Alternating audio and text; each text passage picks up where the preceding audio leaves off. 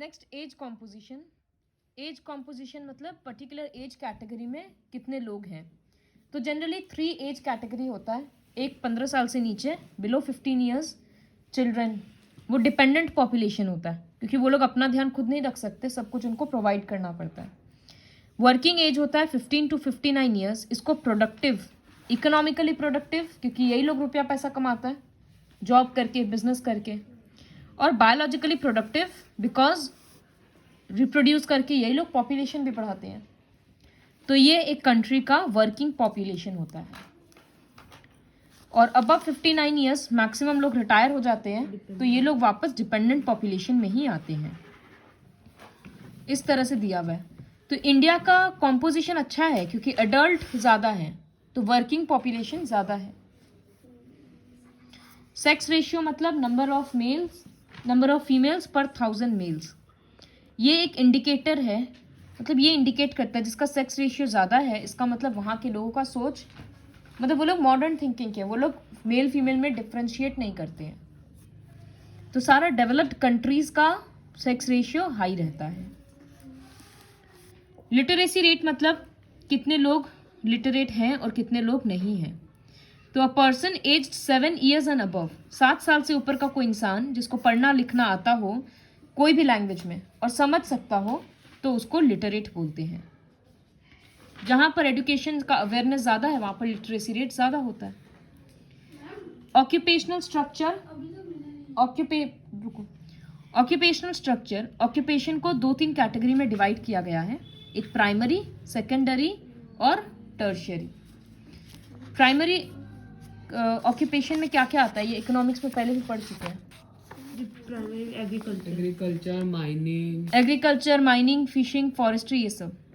Secondary में construction का काम, कंस्ट्रक्शन और मैन्युफैक्चरिंग. और टर्शियरी में कोई सर्विस प्रोवाइड करना.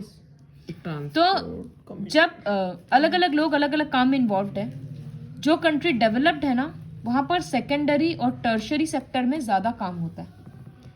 तो जब हम लोग ऑक्यूपेशन के हिसाब से डेटा डिवाइड कर रहे हैं, टर्शियरी और सेकेंडरी का परसेंट ज़्यादा होगा, इसका मतलब कंट्री डेवलप्ड है क्योंकि वहाँ पर ज़्यादा से ज़्यादा लोग कंस्ट्रक्शन और ये सब का काम कर रहे हैं, सर्विस प्रोवाइड कर रहे हैं.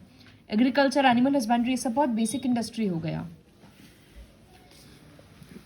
हेल्थ एक इम्पॉर्टेंट फैक्टर है, ये भी हम लोग ऑलरेडी काफ़ी सारे चैप्टर्स में पढ़ चुके हैं.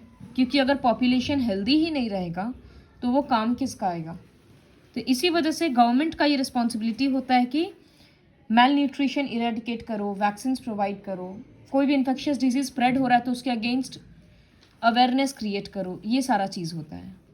सैनिटेशन फैसिलिटीज़ दो ताकि डिजीज़ कम स्प्रेड हो. एडोलेसेंट पॉपुलेशन, तो एडोलेसेंट्स मतलब 10 to 19 ईयर्स, टीनेज ग्रुप होता है. ये लोग फ्यूचर है कंट्री के.